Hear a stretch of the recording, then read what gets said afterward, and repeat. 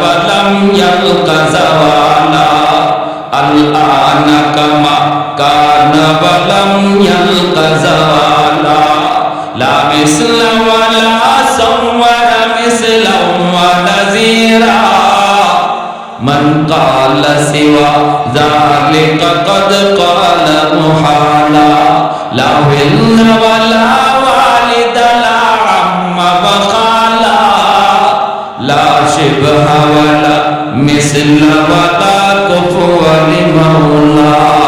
একটু জোরে সরে বলি আল্লাহু আকবার। মুসলমানের আওয়াজে আরো জোরে বলেন আল্লাহু আকবার, আরো জোরে আল্লাহু আকবার। আল্লাহর নাম জোরে দিয়ে গুনাহ হয় না, সওয়াব হয়। আল্লাহর নাম জোরে উচ্চারণ করলে আল্লাহ নারাজ হয় না, খুশি হয়? সন্তান বাবাকে বাবা করে ডাক দিলে বাবার মন খুশি হয়, ঠিক কি না? মাকে মা করে ডাক দিলে মার কলিজা খুশি হয়। যেই বান্দা দুনিয়াতে আল্লাহকে আল্লাহ করে বেশি ডাকে আল্লাহ তার উপরে খুশি হয়। আল্লাহ পাক রব্বুল আলামিন আমাদের খালিক, আমাদের মালিক। এজন্য বলতেছিলাম ভাই, আমরা যারা এখানে আসলাম আমরা লস নাই বরং লাভে আছি। আর যদি কেউ মনে করে আমি তো ওয়াজ মাহফিল শুনতেছি, হয়তো আমি দোকানে বসে শুনতেছি, বাসায় বসে শুনতেছি, আমি তো দাঁড়ায় দাঁড়ায় শুনতেছি, অসুবিধা কি? আমি অসুবিধাটা কি হয় একটু ভালো করে বুঝাই। এই যে সামিয়ানাটা, এই সামিয়ানার নিচেই রহমত নাজিল হয়, সামিয়ানার বাইরে কিন্তু রহমত আসে না।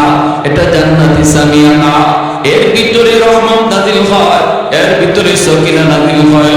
বাইরে বন্ধুরা, যারা এর ভিতরে থাকে এরাই শুধু রহমতের ভাগিদার হয়। মুরগির পাকের নিচে যেই ডিম থাকে, এই ডিম থেকে বাচ্চা ফুটে। যেই ডিম পাকের বাহিরে থাকে ওই ডিম থেকে বাচ্চা ফুটে না। এই ডিমের নাম কি ডিম হয়? যে ডিম থেকে বাচ্চা ফুটে না, এই নষ্ট ডিমের নাম কি? আপনারা কি বলেন? আমাদের সিলেটি ভাষায় বুলা, বুলা, বুলা ডিম মানে ফসা ডিম। বুলা ডিম মানে কি? ফসা ডিম। কেন এই ডিমটা ফসলো? এই ডিম থেকে কেন বাচ্চা ফুটলো না? কারণ এই ডিমটা পাকের নিচে থাকে না, ঠিক কিনা? এজন্য আর সুন্দর সবাই কিন্তু কেউ সামিয়ানার নিচে বসবে, জান্নাতের ঘোষণা পাবে, মাফি ঘোষণা পাবে। জন্য বলি না, আজ রাতটা আমরা গনিমত মনে করি। আমরা আজ রাত এখানে আসবো, বসবো শুধু মাফির আশায়, ঠিক কিনা? হ্যাঁ, এজন্য ভাইয়েরা যারা আসি বসে যায়, দয়া করে সামনে যারা ভাইয়েরা আছে দয়া করে বসে যায় শুধু আল্লাহকে পাওয়ার জন্য। যারা এখানে আসছি আমরা যে আল্লাহকে খুশি করার জন্য বসে যাব। আলহামদুলিল্লাহ, আল্লাহ তুমি সবাইকে জান্নাতি বাগানে বসার তৌফিক দাও। দুনিয়াতে আল্লাহ এখানে সবাইকে বসার সুযোগ দিবে না। আল্লাহ পরকালে যাদেরকে জান্নাতি হিসাবে কবুল করেছে তাদেরকে দুনিয়ার এই জান্নাতের বাগানে বসার সুযোগ দেয়, ঠিক কি না ভাই? দুনিয়ার এই জান্নাতি বাগানে বসার সুযোগ আল্লাহ তাকেই দিবে যাকে আল্লাহ হাসরের মাঠেও জান্নাতি হিসাবে কবুল করেছে। ভাইরা আমার, এই যে মাদ্রাসা আজকে হাফেজ ছাত্ররা পাকড়ে নেবে, আল্লাহ পাক তাদের সিনার মধ্যে আল্লাহ 30 পারা কোরআন আমানত রাখছেন। কে রাখছেন? আল্লাহ। কে রাখছেন? আল্লাহ।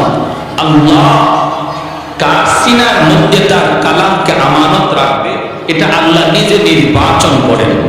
হাজারো হাজারো হাজারো হাজারো বাচ্চাদের সিনার ভিতর থেকে আল্লাহ যেই সিনাটাকে চয়েস করেন নিজে কুদরতি নজরে, ওই সিনার মধ্যেই শুধু কোরআনকে আমানত রাখেন।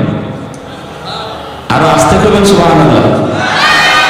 তাহলে বোঝা গেল কোরআনের হাফেজ বাহাদুরি করে হওয়া যায় না।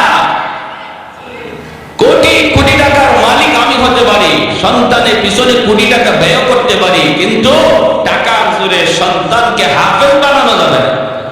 টাকা দিয়া ব্যারিস্টারি ডিগ্রি কিনা যাবে, কিন্তু কোরআন সন্তানের সিনায় ঢুকানো যাবে না যদি আল্লাহ কবুল না করে, ঠিক কিনা? জোরে বলো। এজন্য দেখা যায় সাধারণ মানুষ, সাধারণ দিনমজুর শ্রমিক, পয়সা নাই করি নেই, 7 বছর 8 বছরের সন্তান কোরআনের হাফেজ হয়ে যায়, কোরআনের হাফেজ হয়ে যায়। হাসানের বাবার কোটি কোটি টাকা আছে, মিল ফ্যাক্টরি আছে, অভাব নাই, কিন্তু হাফেজ হইতে পারতেছে না। বাবা যত লাখ টাকা খরচ করতে চায় তা পারে, কিন্তু হচ্ছে না। এমন হয়নি না? হয় না? হয়। কেন?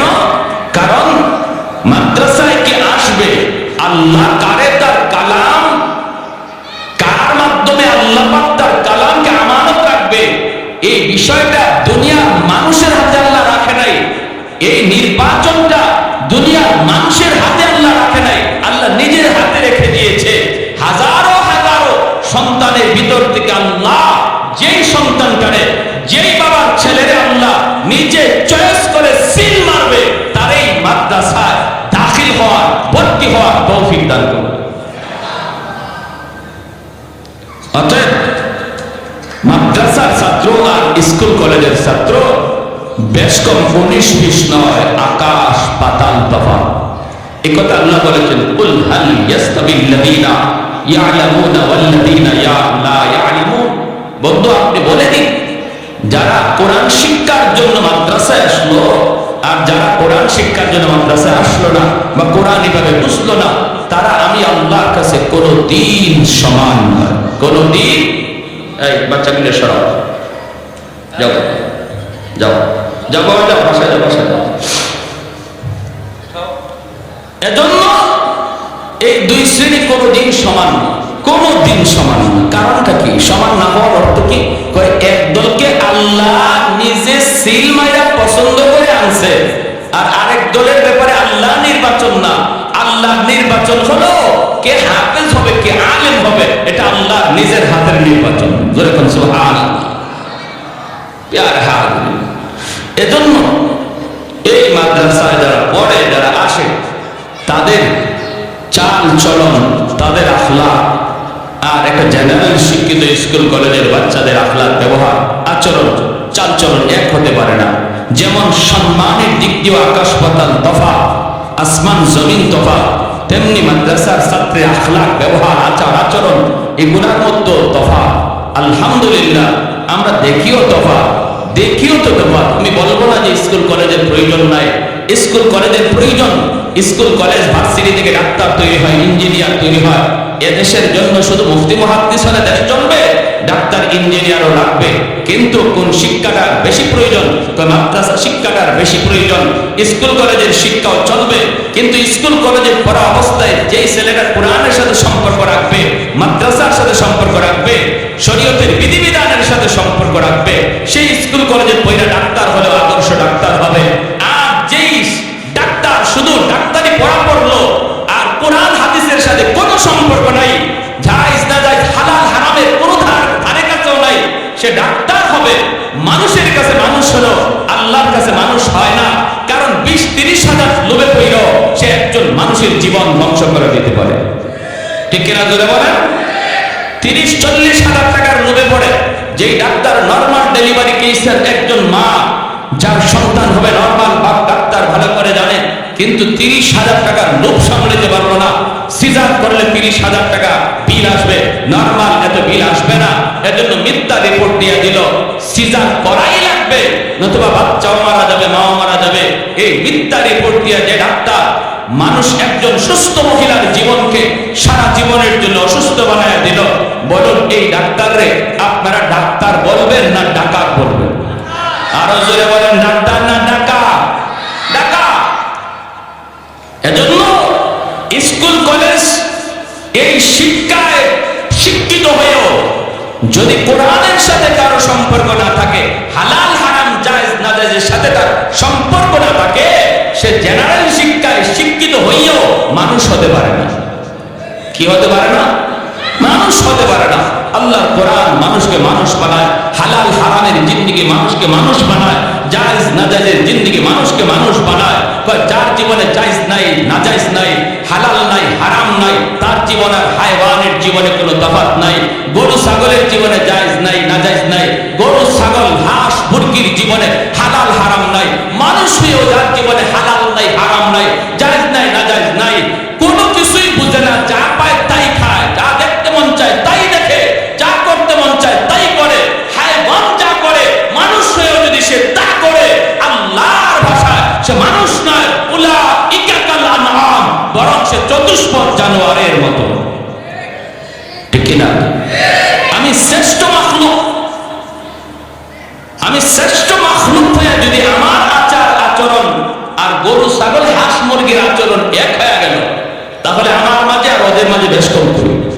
বেষ্ট নয়, বরং বালহুম আদল, আল্লাহ বলেন এর চেয়েও আরো বেশি নিকৃষ্ট। কারণ হলো গরু ছাগলরে এরকম ওয়াজ মাহফিল করে বুঝাইবার কোনো সুরত নাই। তোমরা মানুষ হয়ে তো মাঝে মাঝে ওয়াজ মাহফিলের আওয়াজ পাও, গরু ছাগলের জন্য এরকম কোনো মাহফিলের আয়োজন আছে নাই। তোমাদের মানুষের জন্য মাহফিলের আয়োজন আছে। গরু ছাগলের কাছে কেউ দাওয়াত ও তবলিগ করারা এরকম গাছতে বের হয়, তার কাছে গাছতেও যায় না। তুমি মানুষ হয়ে তোমার কাছে মাঝে মাঝে তবলিগের সাথীরা গাছতো নিয়েও আসে, এইভাবে তোমার কাছে আওয়াজ কিছু না কিছু বুঝতেছে। গরু ছাগলকে কেউ জান্নাত জাহান্নামের ভয় দেখায় না, তোমাকে জান্নাত জাহান্নামের ভয় শোনানো হইতেছে, এত কিছু তোমার শোনানো হইতেছে। গরু ছাগলকে আল্লাহ চোখ দিছে, নাক দিছে, মুখ দিছে, কিন্তু মানুষের মতো বিবেক দেয় নাই। তোমারে আল্লাহ একটা অতিরিক্ত বিবেক বুদ্ধি আল্লাহ দিয়েছে। এত কিছু দেওয়ার পরেও তুমি যদি ওই গরু ছাগলের মতোই চলো, আল্লাহ বলে তুমি শুধু তার মতো না, বরং ওই হায়ওয়ানের চেয়ে আরো বেশি নিকৃষ্ট। ঠিক না? তুমি ওদের চেয়ে আরো নিকৃষ্ট। বালহুম আদল। এজন্য আসো একটা জিনিস ভালো করে বুঝতে হবে, কোরআন মানুষকে মানুষ বানায়, কোরআনের জিন্দেগি মানুষকে মানুষ বানায়। আমার সন্তানের ডাক্তারি পরিচয় বড় পরিচয় নয়, আমার সন্তানের সবচেয়ে বড় পরিচয় হলো সে মুসলমানের সন্তান, আগে তারে মুসলমানই শিখাও। আমার সন্তানের ইঞ্জিনিয়ার হওয়া বড় পরিচয় নয়, সবচেয়ে বড় পরিচয় সে মুসলমানের সন্তান, আগে মুসলমানই শিখাও, তারপরে ডাক্তার বানাও। আগে মুসলমানই শিখাও, তারপরে ইঞ্জিনিয়ার বানাও। কেমনে মুসলমানই শিখাবো? 5 বছর নুরানি মাদ্রাসায় সন্তানকে পড়াও, মিনিমাম 5টা বছর মাদ্রাসায় পড়াও শিশুকালে। এই 5 বছরে শেষ মুসলমানের সন্তান হবে, মুসলমানই শিখবে, কোরআন জানবে, হাদিস জানবে, আল্লাহর পরিচয়, আল্লাহর নাম তার দিল আর দিমাগের ভিতরে পাথরে খোদাই করে লিখে দেওয়া হবে। এই ছেলে যদি ডাক্তার হয়, এই ছেলে যদি ইঞ্জিনিয়ার হয়, এই ছেলে যদি কলেজেও পড়ে, ভার্সিটিতেও যায়, কখনো নামাজ ছাড়বে না, আল্লাহর বিরুদ্ধে কথা বলবে না, উলামায়ে কেরামের বিরুদ্ধে অবস্থান নিবে না, বাপ মার সাথে বেয়াদবি করবে না। কারণ তার জীবনের মূল ফাউন্ডেশন যেই বয়স, সেই শিশুকালে তার কলিজার মধ্যে মুসলমানই ঢুকায় দেওয়া হয়েছে। আর একটু জোরে বলেন ঠিক কি না? মাটি যখন নরম থাকে তখন যা খুশি লিখা যায়, মাটি যদি শক্ত হয়ে যায় তখন লিখতে চাইলেও লিখা যায় না। এজন্য আমাদের সন্তানদের সেই শিশুকালটা হলো কাদামাটির মতো, কাদামাটির মতো। প্রত্যেকটা বাপ মা হাসরের মাঠে যদি এই জায়গায় আমরা সিদ্ধান্ত ভুল করি, হাসরের মাঠে সন্তান মামলা দিয়ে বাপ মারে আটকায় দেবে আল্লাহর কাছে। আল্লাহ, আমার বাপ মা দায়ী, কেন আমার এই শিশুকালে তারা ওই শিক্ষা দিল না যে শিক্ষায় তোমাকে জানা যায়, মুসলমানই শিখা যায়। আমার ওই শিক্ষা কেন দিল না? আল্লাহ, আমার বাবারে ডাকো, আমার মারে ডাকো, আমার বাবারে জিগাও, আমার মারে জিগাও। আমি তো শিশু ছিলাম আল্লাহ, আমি তো বুঝতাম না, কেন তারা আমাকে ওই শিক্ষা দিল না? সেদিন সন্তান বলবে, রাব্বানা আতিহিম দি'ফাইনি মিনাল আযাব ওয়ালআনহুম লানান কাবীরা। আমাকে যে শাস্তি আজ তুমি জাহান্নামে দিবা, আমার মা আর বাবারে ডাবল শাস্তি দাও, ডাবল শাস্তি দাও। যেই সময়টাতে আমি তোমাকে জানার কথা, সেই সময়ে আমাকে তারা তোমার পরিচয় দেয় নাই, আর তোমার বাধ্যমের পরিচয় আমাকে শোনাইছে। আল্লাহ, যেই বয়সটাতে আমাকে এক আল্লাহর পরিচয় জানার কথা, সেই সময়ে মিথ্যা কিছু কাহিনী আমাকে বোঝানো হয়েছে, শেখানো হয়েছে। এর জন্য আমার বাবা সবার আগে দায়ী, আমার মা সবার আগে দায়ী। ডাক দাও, ওদেরকে ডাবল শাস্তি দাও। আল্লাহর আদালতে সন্তানের মামলায় বহু বাপ মা আল্লাহর আদালতে আসামি হয়ে দাঁড়াবে, বহু বাপ মা আল্লাহর আদালতে আসামির কাঠ করে দাঁড়াবে। কার মামলায়? বলে না, কোন দুশ্মনের মামলায় নয়, কলিজার টুকরা সন্তানের মামলায়।